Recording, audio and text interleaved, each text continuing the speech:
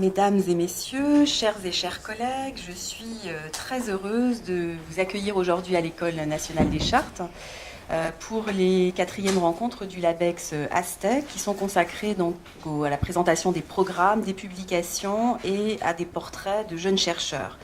Ces rencontres ayant en effet pour but, si j'ai bien compris, chaque année de présenter en une vision panoramique plusieurs des projets les plus importants, les plus transversaux du LABEX.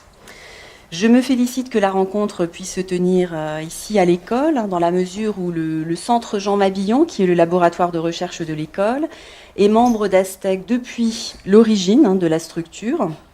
Une vaste construction qui réunit aujourd'hui quelques 20 laboratoires, 3 établissements, dont les Archives nationales et le campus Condorcet.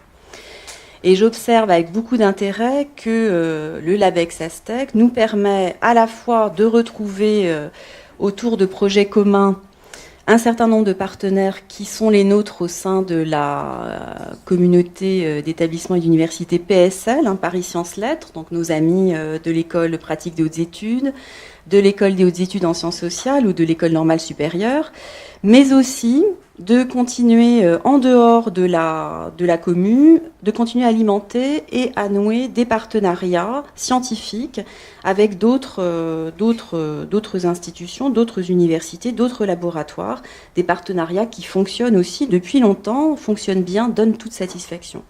C'est ainsi que peuvent se poursuivre dans le cadre du LABEX les beaux projets en collaboration avec les Archives nationales, l'Institut de recherche et d'histoire des textes ou encore des laboratoires je pense au Paris 1 et au LAMOP, auxquels je suis personnellement très attachée. Donc, concernant l'école, je me permets pour finir de rappeler que la quasi-totalité des directeurs d'études de l'école est rattachée à titre individuel à Aztec et contribue à son activité dans plusieurs axes, en particulier l'axe 1 qui est consacré aux compétences et savoirs, mais aussi les axes 2, savoir scientifique, 4, techniques intellectuelles et spirituelles, 5, commentaires et l'axe 7 sur les cultures savantes numériques. Et c'est au titre de l'axe 1, je crois, qu'interviendront cet après-midi nos collègues Olivier Guyojanin, Olivier Poncet, Olivier Canto pour une communication autour de la fabrique de l'écrit dans l'Europe médiévale et moderne. Bien, donc je vous réitère mes souhaits de bienvenue. Je vous souhaite une excellente journée de travail. Je suis persuadée, au vu de ce magnifique programme qui nous a été distribué, que la journée sera extrêmement riche et fructueuse. Donc encore bienvenue à l'école et bons travaux à vous. Merci. Merci beaucoup, Madame la Directrice, pour votre accueil. Je me réjouis personnellement beaucoup que cette année, nous puissions travailler dans le magnifique bâtiment de l'École des Chartes. Tous les ans, nous essayons de rendre visite à l'un des établissements partenaires. Et comme vous venez de le rappeler, l'engagement des professeurs de l'École nationale des chartes est très important dans les programmes d'Aztec.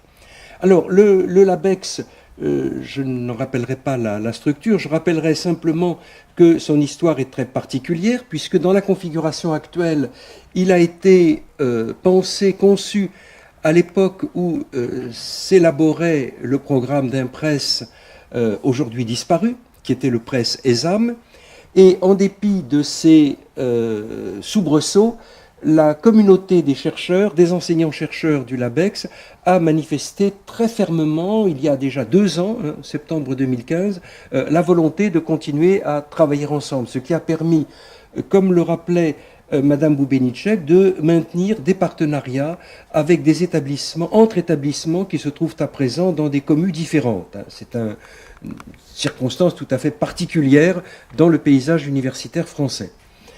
Le bilan jusqu'à présent est, me semble-t-il, très intéressant parce que nous avons décidé depuis le début de consacrer une somme d'argent très importante au salaire des doctorants et des post-doctorants. Et nous avons considéré que la notion d'investissement d'avenir concernait notamment l'investissement, je dirais, sur les jeunes pousses.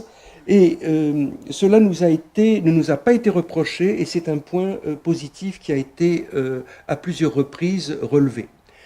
À ce jour, plusieurs dizaines, nous avons attribué 17 contrats doctoraux et une quarantaine de contrats postdoctoraux. Je vous signale que le conseil de direction a pris la sage décision il y a au début du mois, le 2 octobre, de mettre au concours non plus 8 mais 9 contrats postdoctoraux en 2018. C'est en principe la dernière vague de mise au concours de contrats postdoctoraux. En ce qui concerne le futur, pour l'instant, il y a tant d'incertitudes que je n'ose rien dire. Mais le résultat de tout cela, c'est que lorsque l'on suit les carrières des chercheurs, des jeunes chercheurs qui ont des postdocs, on s'aperçoit que une année de tranquillité studieuse grâce au LabEx Aztec peut constituer un élément tout à fait positif dans une carrière, dans un CV, et nous commençons à voir effectivement des recrutements sur des postes de maître de conférence, chargés de recherche au CNRS, qui de toute évidence ont été facilités par une accélération des publications grâce à cette année d'études. Alors je sais bien qu'un an, c'est peu, un an, c'est trop peu, puisque quelques semaines sont à chaque fois distraites pour fabriquer les candidatures suivantes, mais si j'observe de façon synoptique la carrière des chercheurs postdoctorants, je crois que un bon usage aura été fait de l'argent public. Par ailleurs, s'agissant des opérations scientifiques, nous avons décidé de laisser la plus grande liberté aux chercheurs, c'est-à-dire de ne pas ajouter une couche de programmation supplémentaire par rapport à ce qui est engagé par les chercheurs à titre individuel, par rapport à ce qui est engagé dans les programmes des équipes. Et comme vous le savez, nous avons pratiqué une méthode, au fond une méthode inductive, c'est-à-dire qu'à partir des travaux scientifiques menés par les uns et les autres, nous lançons des appels d'offres et les réponses aux appels d'offres sont éligibles à partir du moment où sont associés au moins 2 partenaires du LabEx Aztec. Donc c'est une contrainte minimale. L'expérience montre qu'il n'est pas difficile d'y satisfaire et je crois que nous n'avons pas lancé de programme qui aurait été de nature à distraire les uns et les autres de ce qui leur tient véritablement à cœur. Alors le but de ces rencontres et d'offrir un panorama. Nous faisons, n'est-ce pas, une rotation tous les ans. Ce ne sont évidemment pas les mêmes opérations scientifiques qui sont présentées. Le but étant de donner la possibilité aux acteurs des différentes opérations scientifiques de présenter de manière rapide, évidemment, et aussi de façon exotérique. Il s'agit d'être intelligible non pas à un club très distingué de spécialistes, mais à l'ensemble de la communauté. Nous leur offrons la possibilité de présenter les résultats de leurs travaux. Je ne vais pas lire évidemment le programme.